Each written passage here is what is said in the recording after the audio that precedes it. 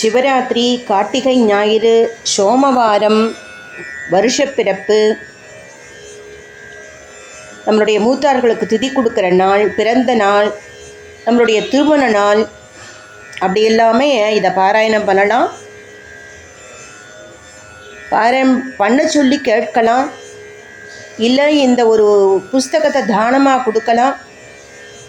அது எல்லாருக்கும் சகல விதமான பாக்கியங்கள் கிடைக்கும், பித்ருக்களுக்கு முக்தி கிடைக்கும் அப்படிங்கிறது இதனுடைய பலஸ்ருதி.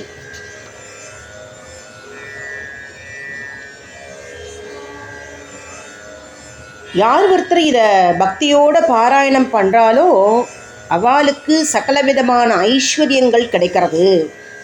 அவளுடைய கஷ்டங்கள் எல்லாமே தூள் தூளாயிடுமா. ஆயுள் விருத்தியாகும், அகால மரணம் அப்படிங்கிறது இருக்கு இல்லையா, அதெல்லாம் இருக்காது.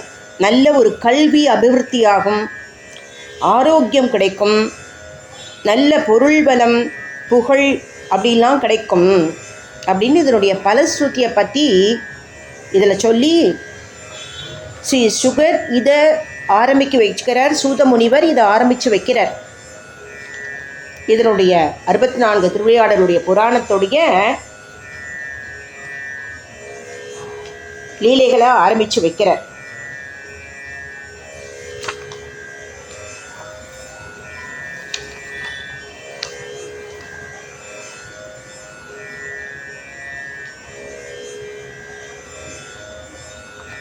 இதில் விஸ்வநாத ஸ்துதி அப்படின்னு ஒன்று இருக்குது.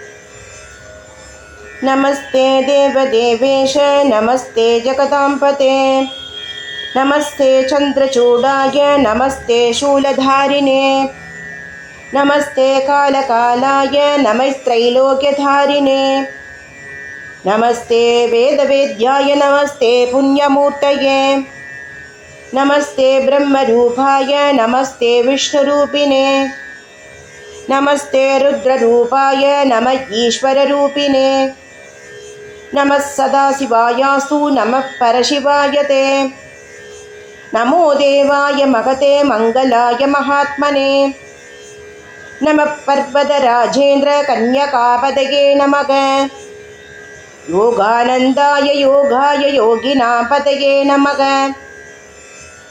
பிராணாயாமரதானாது பிரத்யக்ஷாய நமோ நமः விஸ்வாய விஸ்வநாதாய விஸ்வதாராய தே நமக நமோ பக்தபயச்சேத காரணாய அமலாய தே நமஸ்தே ருத்ர பகவன் மன்யவேதே சேஷவே நமக நமஸ்தே தன்வினே துவ்யம் பாகுப்யாமுததே நமக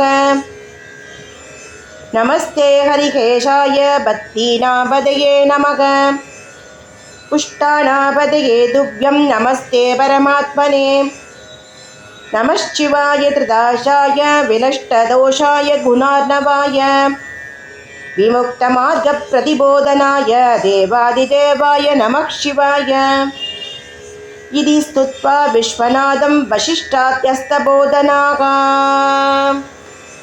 இது ஸ்ரீ விஸ்வநாதஸ்துதி சம்பூர்ணம் அப்படின்னு பிரதமோத்தியாயத்தில் இந்த விஸ்வநாதருடைய ஸ்துதியை பற்றி சொல்லியிருக்கார்.